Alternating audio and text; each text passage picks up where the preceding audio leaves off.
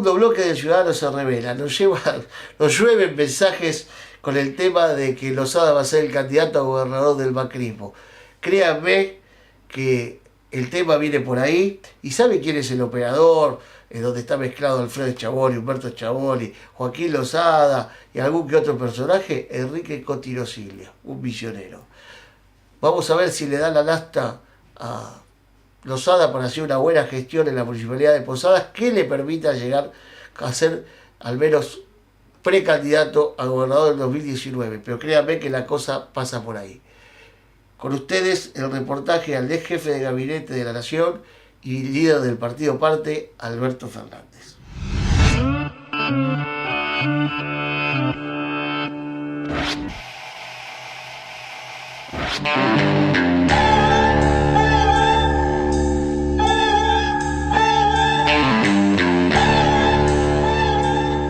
A ver, yo creo que estamos en un momento particularmente complejo de la Argentina. Está claro que Macri recibió un país con muchísimas dificultades, con muchísimos problemas, pero eso es tan cierto como que Macri profundizó absolutamente todos los problemas. O sea, Macri cometió una serie de errores iniciales que hicieron que la macroeconomía explotara en pedazos. Primero, la salida del cepo, tan elogiada por muchos medios, no tuvo en cuenta que iba a desatar indefectiblemente un problema vinculado a la inflación. Allí empezó a desatarse una inflación que al día de hoy prácticamente se duplicó en relación a lo que era a diciembre del año pasado. O sea, Macri recibió un país con una inflación de 25 puntos, nos va a dejar un país a fin de año con una inflación de cerca de 40 puntos. Después vinieron otros errores cometidos en materia económica. El mayor fue el de las tarifas. El de las tarifas tiene dos aspectos cuestionables. El primero es el cómo se hace. En verdad, lo que intentaron es bajar drásticamente el gasto público sin medir las consecuencias de que para bajar ese gasto público había que sacarle 4.000 millones de dólares a los consumidores. El efecto que resultó es una nueva disparada de la inflación, que se suma a la inflación desatada por el cepo y la devaluación, y la segunda consecuencia es la retracción del consumo. Salieron 4.000 millones de dólares del sistema de consumo de la Argentina, con lo cual la Argentina entró en un proceso recesivo en el que está metido ahora y del que le va a costar salir. Me parece que en materia económica Macri cometió muchísimos errores. ¿Cuál es la causa?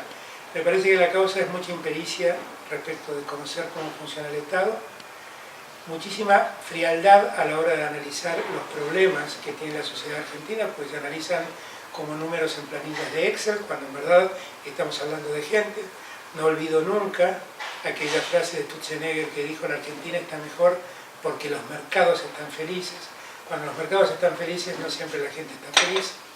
Y me parece, bueno, allí hay un enorme problema en materia económica que se va trasladando a un problema social que se refleja con menor empleo y con menos calidad de empleo. O sea, la precarización del empleo ha aumentado, del mismo modo que aumentó el desempleo y del mismo modo que el empleo en negro va creciendo. Y a todo eso se suma el problema político. Tenemos un gobierno que, más allá de sus pocas luces políticas, padece la debilidad en el Congreso. O sea, es un gobierno que no tiene un tercio del Senado y apenas supera un tercio de la Cámara de Diputados. Con lo cual todo lo que hace lo tiene que ir acordando, con todas las dificultades que esto genera. Y además, con un gobierno que, como digo, no es muy lúcido. Tampoco lúcido es que cuando manda la ley, por ejemplo, de pago a los holdouts, manda una ley de 15 artículos y se la reforman 12. Y cuando manda una ley, como la ley de blanqueo y de esto que llamaron en favor de los juicios a los jubilados, es una ley de 92 artículos en que se le cambian 56 artículos. Entonces, ese gobierno tiene muchísimas dificultades políticas, sin duda, que sumado a lo económico, dan un panorama poco alentador, sinceramente. Necesitaríamos un cambio drástico en las lógicas del gobierno.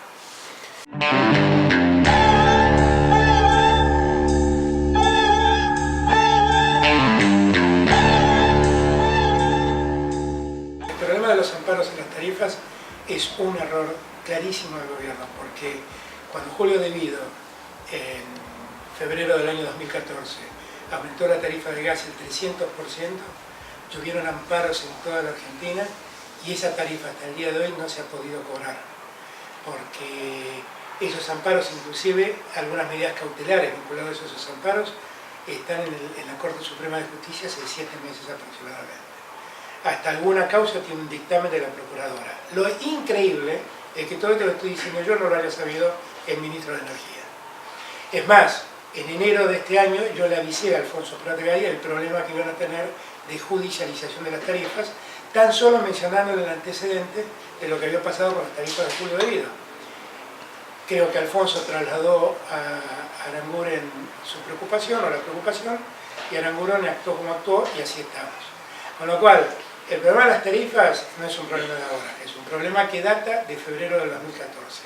Desde entonces la justicia tiene la judicialización de las tarifas y ha dictado diferentes medidas cautelares frenando la aplicación de las tarifas del gas.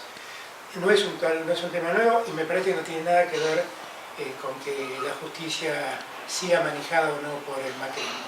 Ahora, la interferencia del macrismo en la justicia es clarísima, es clarísima. Es clarísima y tiene nombre y apellido. Los mismos operadores que antes trabajaban para el gobierno de Cristina ahora trabajan para Angelici. Eso es clarísimo y eso se ve en toda la justicia federal. Cuando Macri dice que él no interfiere entre la justicia, no interfiere con declaraciones públicas, pero interfiere del mismo modo. Cuando alguien del Consejo de la Magistratura de su grupo dice que van a auditar a todos los jueces federales, lo único que está haciendo es condicionándolos. Cuando habla de los jueces de justicia legítima, lo único que está haciendo es condicionándolos. Cuando habla en los medios de que va a recortar la facultad de la Procuradora, lo único que está haciendo es condicionándolos. Con lo cual, el sistema de intervención que tenía Cristina ahora tiene otro dueño, se llama Mauricio Macri, es muy parecido, tal vez menos ostensible, se ve menos, pero funciona exactamente del mismo modo y hasta con las mismas personas.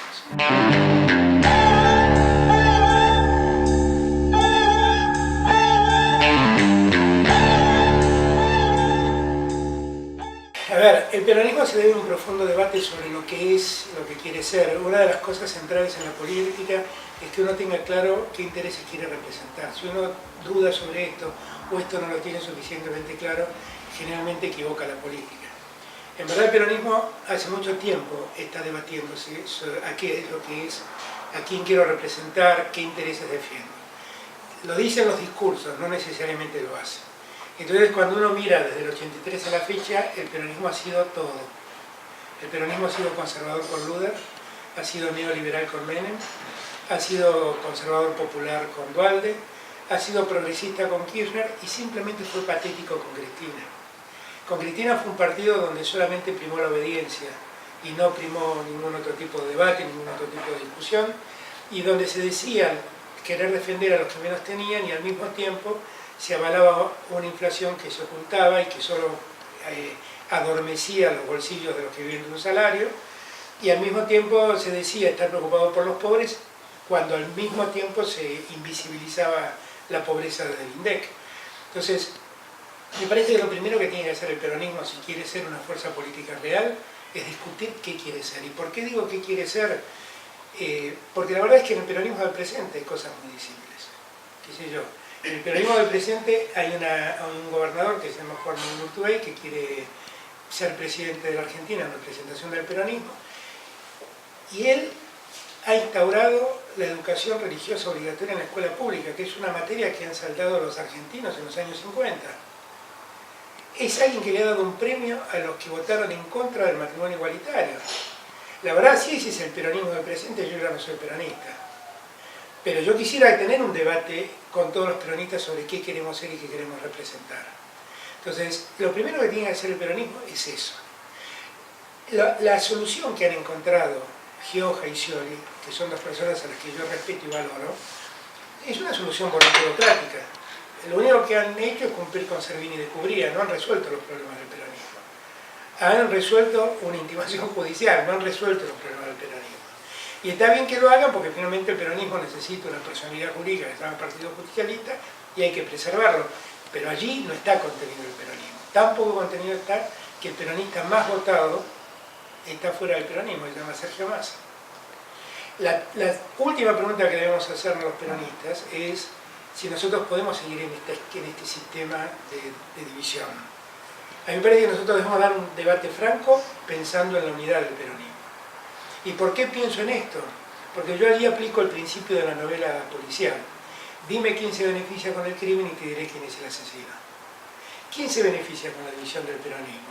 El sistema conservador que nos gobierna.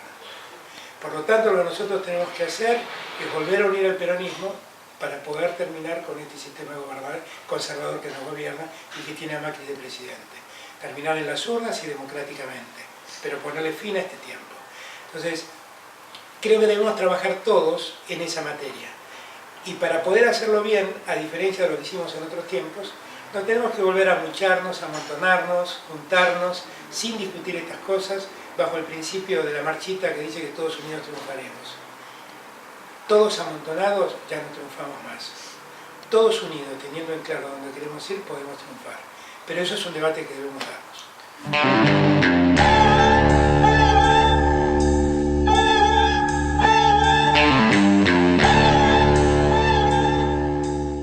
Mira, la verdad es que en los últimos años se ha revivido la militancia juvenil en la política y yo eso lo celebro. Yo no soy de los que piensa que en la cámpora son todos malandras que vivían del sueldo del Estado. Seguramente habría parte de esos y había muchísimos chicos jóvenes que creían realmente en que eran parte de un proceso transformador. A mí me parece que a los jóvenes hay que recuperarlos para la política. Y me parece que hay que volver a darle a la política la trascendencia que tiene. Y esto supone hacer el cursus honorum de la política. Yo detesto esa juventud que cuando llega lo primero que hace es pedirte un contrato de asesor o un cargo de concejal. Yo quiero a la militancia, como fuimos nosotros en la juventud, que salía a pintar paredes, que salía a panfletear, que salía a hacer ayuda social en las villas. Esa es la juventud que uno quiere en la política. Obviamente son otros los tiempos y obviamente son otras también las actitudes generacionales de los más jóvenes. Lo que sí también creo es que nosotros debemos darle un lugar preponderante a los jóvenes. Pero darle un lugar preponderante no en el discurso, sino en los hechos. Empezar a confiar en ellos y en la capacidad de gestión de ellos. Y ayudarlos con la experiencia que uno pueda tener a gestionar bien. No soy de la idea de los que dicen los jóvenes son muy importantes para acompañarme. No, los jóvenes son muy importantes para construir su destino, porque lo que se viene tiene que ver más con su vida que con la mía. Por lo tanto, si los jóvenes se pueden involucrar, es formidable. Si podemos prepararlos transmitiéndoles experiencias, es formidable.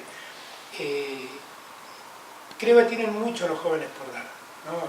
Muchos se asustan porque sienten que los jóvenes son inexpertos, a veces son revulsivos. Esa es la parte que más me gusta de la juventud. Si algo le recrimino a la cámpora, que decía querer ser como la juventud peronista de los 70, la verdad la juventud peronista de los 70 confrontó con Perón y puso en duda las opiniones de Perón. Y esta era una juventud que avalaba a Vudú y era incapaz de cuestionarlo a Vudú. La verdad, en esa parte me quedo más con ese reclamo que alguna vez hizo el Papa en Río de Janeiro a los jóvenes del mundo. Hagan lío. Los jóvenes aquí están para movilizar las conciencias dormidas de los más viejos. Para eso están. Si los jóvenes se vuelven conservadores, no tiene sentido que existan, porque los jóvenes conservadores, la verdad, para eso ya están los viejos. Nosotros necesitamos una juventud revulsiva. No violenta, obviamente, democrática, republicana, pero muy revulsiva, que todos los días taladre la conciencia del sistema instituido. Y me parece que hay que trabajar para eso, y que ahí los jóvenes son muy importantes.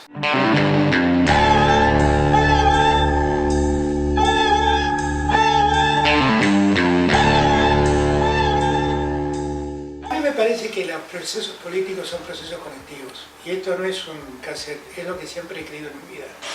Yo realmente creo que cuando uno dice yo quiero hacer algo y pone todos atrás, primero menosprecia el conjunto, segundo no hace un proyecto político, sino que básicamente tiene un proyecto personal.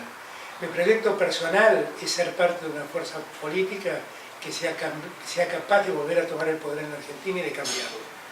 ¿Cuál es mi rol? Tratar de favorecer la construcción. ¿Qué me va a tocar en el futuro? Lo que la construcción recomiende que sea.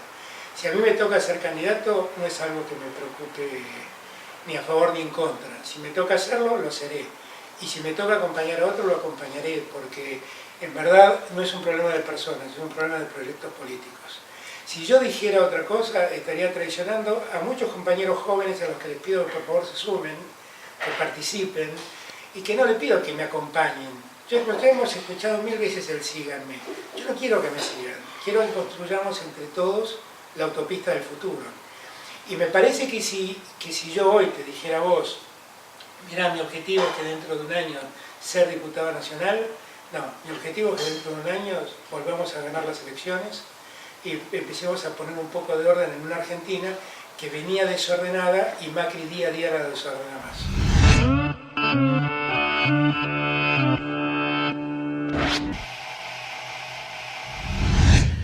Ahora el que les voy a presentar a Javier Díaz Bay. Es un economista que habla de los gobiernos subnacionales, es decir, las economías, lo que serían los municipios, las provincias. Es muy interesante, pero también es muy bueno para que lo escuchen los intendentes, el mismo gobernador Hugo Pasalacqua, del planteo que hace en la economía.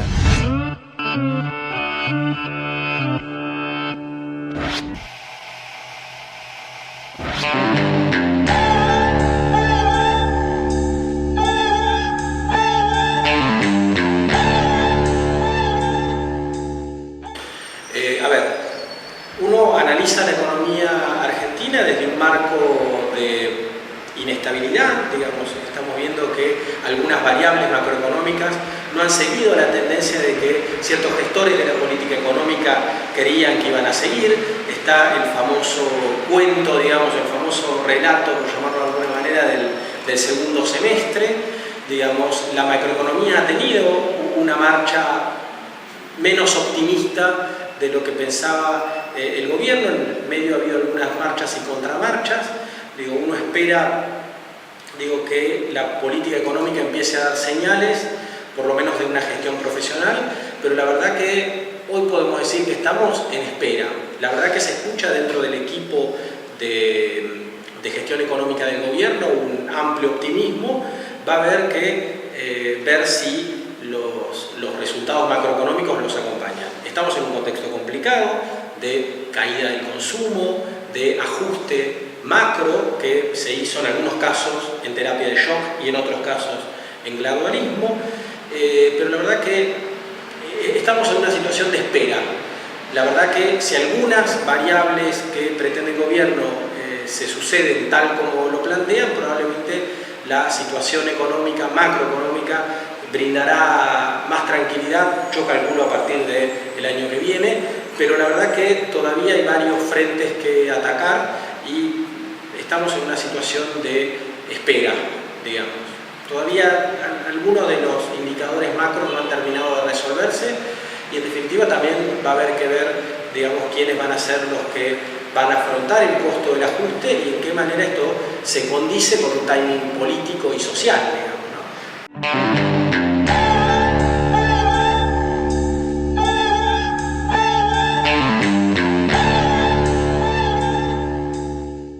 La política energética a nivel mundial nunca sigue los lineamientos de un mercado de competencia perfecta tradicional, digamos, como los estudiamos los economistas. Digo, el que crea que podemos analizar la política energética o el mercado energético, es decir, esto cuesta 5 pesos y entonces estrictamente hay que cobrar 5 pesos, está equivocado. Tanto la política energética como de transporte suelen ser políticas subsidiadas, coordinadas del Estado, orientadas, porque implican algunas situaciones como de costos hundidos, como de situaciones de monopolios naturales que hacen difícil la aplicación de criterios de mercado.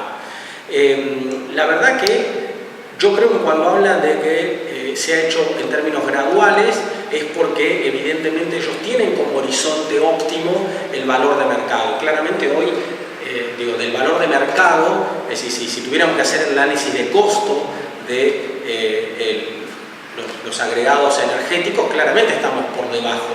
Pero obviamente, desde una situación de precios relativos diferenciales, no podíamos pretender llegar primero. pretender llegar al precio de mercado, digo, no es ni teórica ni prácticamente correcto, digamos, ¿no? Pero además, digo, vamos a ser sinceros, digo, los salarios y los costos de la economía estaban orientados, digo, a una energía subsidiada. Vamos a ser sinceros, cuando, digo, los sindicatos, supongamos, de los supermercados definían el precio el precio del salario de un cajero de supermercado, no es que le estaban diciendo, mira, te vamos a subir el sueldo porque digo, tu salario tiene un subsidio implícito. No, digo, en la pauta salarial estaba incluida digo, el valor de la luz que ese cajero de supermercado pagaba. Es muy irracional y hasta demasiado ingenuo, digo, pensar que, digo, a el cajero de supermercado le sobraba el dinero, digamos, y en realidad no tenía incentivos para ahorrar porque pagaba muy poco la nafta y los demás componentes energéticos. Todo lo contrario, digamos, el valor del precio energético estaba contemplado en la pauta salarial que involucraba tanto a los petroleros, a los camioneros, digo, los sectores más beneficiados dentro de la paritaria salarial, hasta el precio del valor hora del servicio doméstico.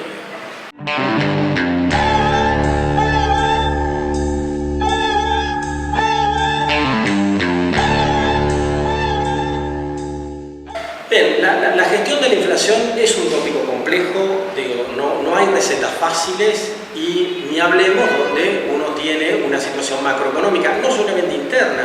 Digo, pensemos que Argentina tenía algunos números complicados en términos de déficit, de sobreemisión monetaria, pero además atravesamos un mundo que está complicado, con procesos de revaluación y devaluación de la relación entre oro y dólar, y fundamentalmente dólar y euro, muy compleja, digo, con subidas y bajadas bastante súbitas, digo, y en eso claramente la política económica necesita de la máxima pericia posible.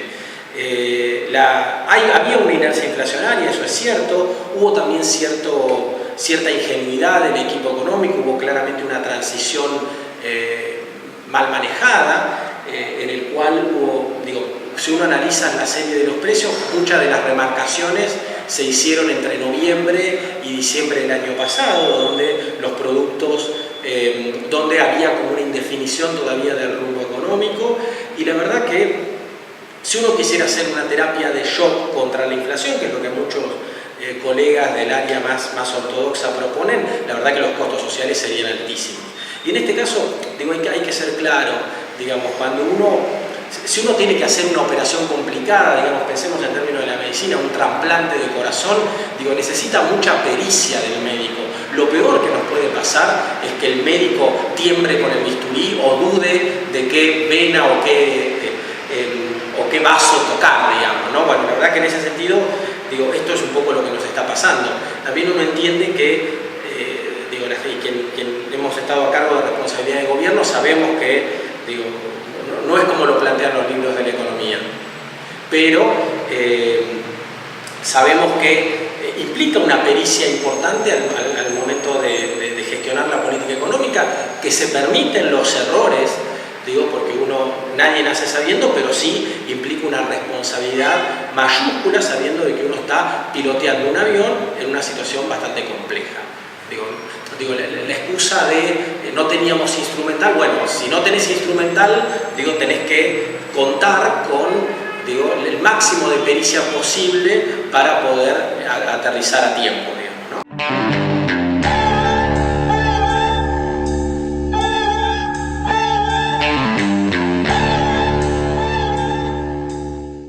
Las inversiones no dependen de buenas intenciones, dependen fundamentalmente de marcos institucionales serios, y convengamos que Argentina ha tenido, si uno analiza los últimos 30 años de política económica, varios vaivenes.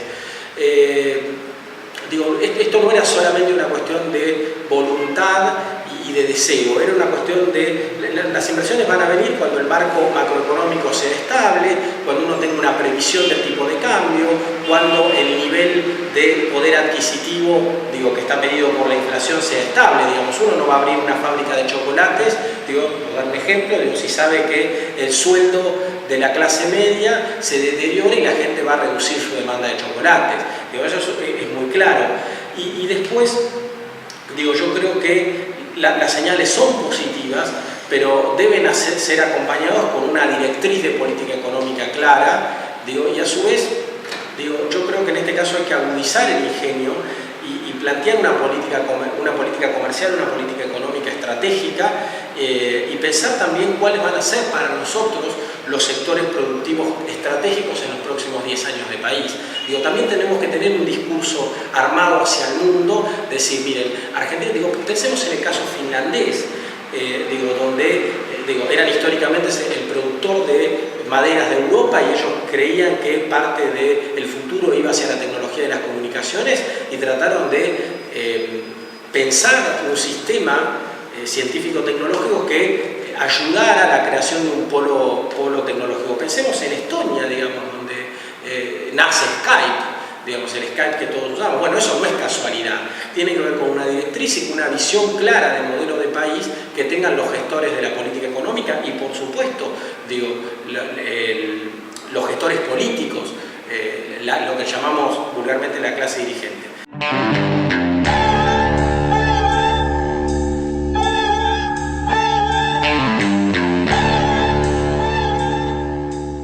¿Cómo es la visión de Argentina? En los países, yo estuve hace poquito en la Unión Europea, hace un par de meses atrás en Islandia, y la verdad que lo que se nota es un gran interés por la economía argentina. Digo, no debemos olvidarnos algo, Argentina es el país número entre 22 y 25 del mundo, digo, formamos parte del G20, digo, y por los indicadores que lo miremos, digo, Argentina es un país importante en el concierto mundial, por su territorio, por su control de la parte sur del Atlántico Sur, por sus vastos recursos naturales. Digo, Argentina es un país que importa, digo, el mundo no se permitiría, digo, que Argentina vaya al colapso. Entonces, digo, hay cierta mirada entre expectante y a su vez interesada en lo que ocurre en los aspectos económicos de Argentina. A nivel personal, en términos de lo académico y lo económico, que son las áreas en las que yo me muevo, lo que te puedo decir es que hay gran interés en generar acuerdos de cooperación internacional, hay gran interés, digo, les cuento un detalle, digo, en Islandia hay una de las empresas que asesora a la Anónima, digo, en la gestión logística. Digo, hay muchos nichos de comercio que no es lo tradicional, digamos, Argentina exportando bienes manufacturados, importando bienes tecnológicos o semitecnológicos. Hay muchísimos lugares en los cuales la Argentina puede desarrollar mercados y a su vez puede tener ventajas comparativas en términos de su mano de obra, en términos de la calidad de sus recursos humanos. La verdad que yo soy optimista sin ser ingenuo, digamos, ¿no? Pero creo que el país nunca ha dejado de ser un país importante en el concierto de las naciones y que la verdad que en un mundo de G0, donde los alineamientos mundiales todavía no están del todo determinados, Argentina puede llegar a jugar un rol trascendental, digo, en los próximos 20 años de la economía mundial.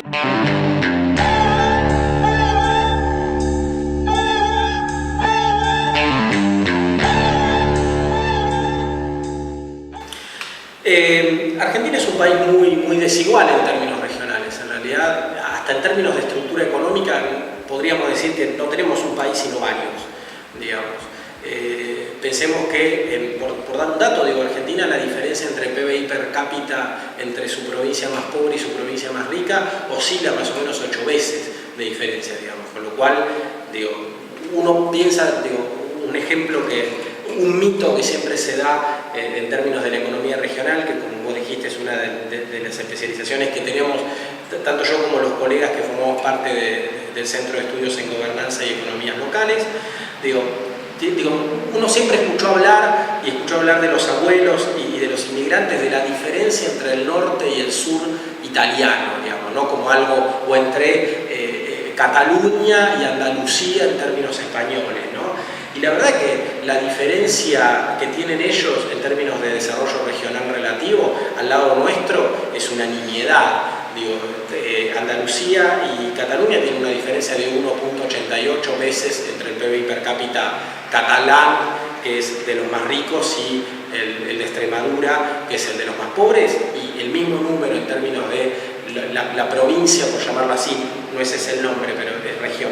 Pero digo, entre la región italiana más rica, que podría ser Milán, o las que están en el norte, y las del sur, que podrían ser Catania, digamos, estamos hablando de diferencias que no superan las 2 veces, o sea, 2.12 de diferencia entre el PBI per cápita de la provincia más rica y la más pobre. Ese número en Argentina es del 8, digamos, en Brasil del 6, en México del 10.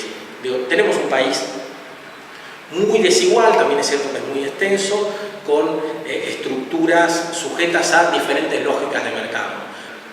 Se me ocurren dos ejemplos así de 2 regiones bien diferenciadas. Digo, pensemos en Misiones. Misiones es la provincia del Mercosur por excelencia, está atravesada por el comercio exterior con muy buenos clústeres, como puede ser el clúster de la yerba, digo, que tiene niveles de productividad similares a los estándares internacionales. Bueno, digo, claramente uno no puede pensar en Misiones como en una sola región, debe pensarla en sus diferentes clústeres. Una cosa es el clúster del turismo, fundamentalmente centrado en Cataratas del Iguazú, y otro es el clúster yerbatero.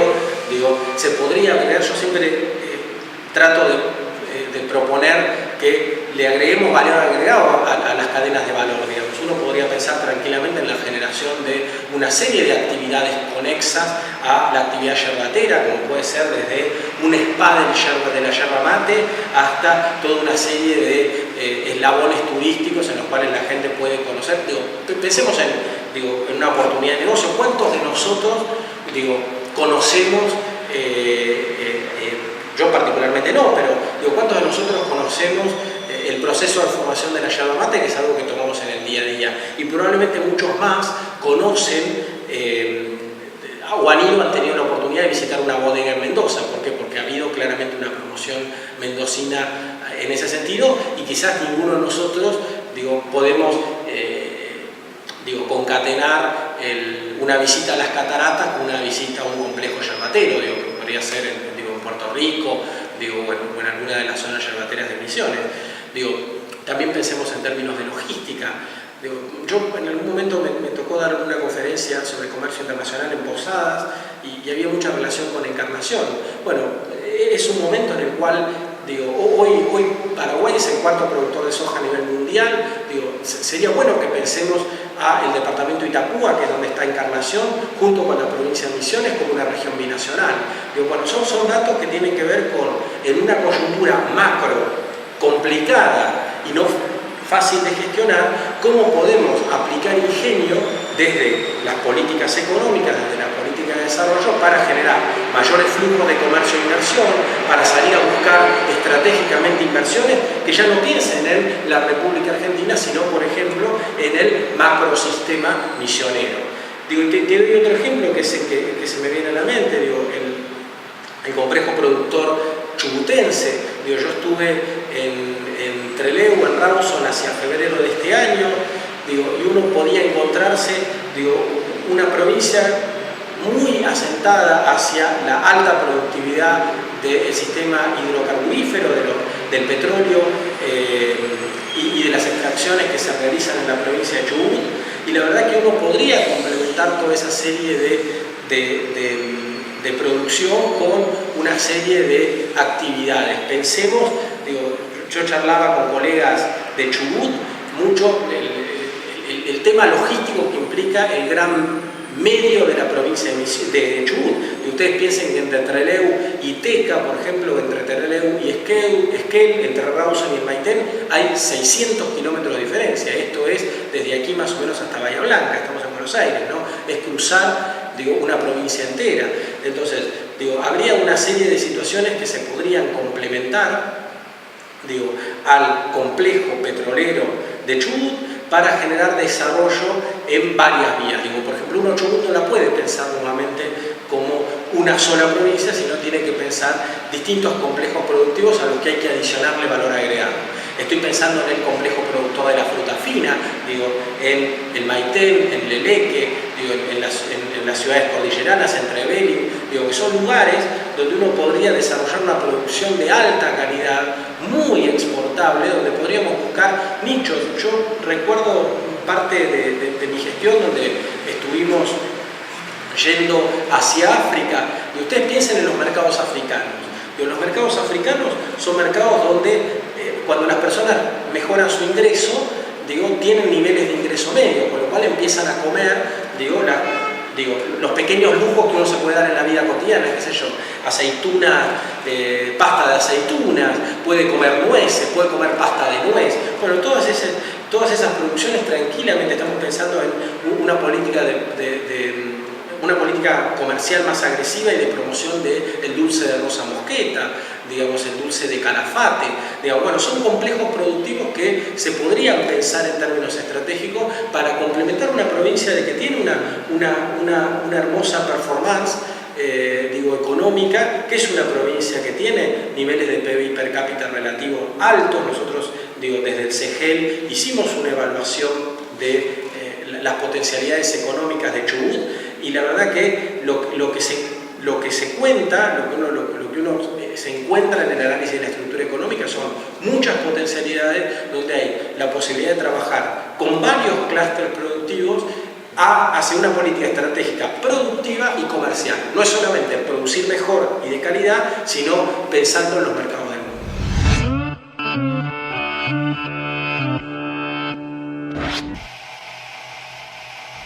Dice que economía se puede evitar todo, pero las consecuencias. Interesante la exposición de Javier Díaz Bay. Nos vamos a un corte para el último bloque del Ciudadano se revela.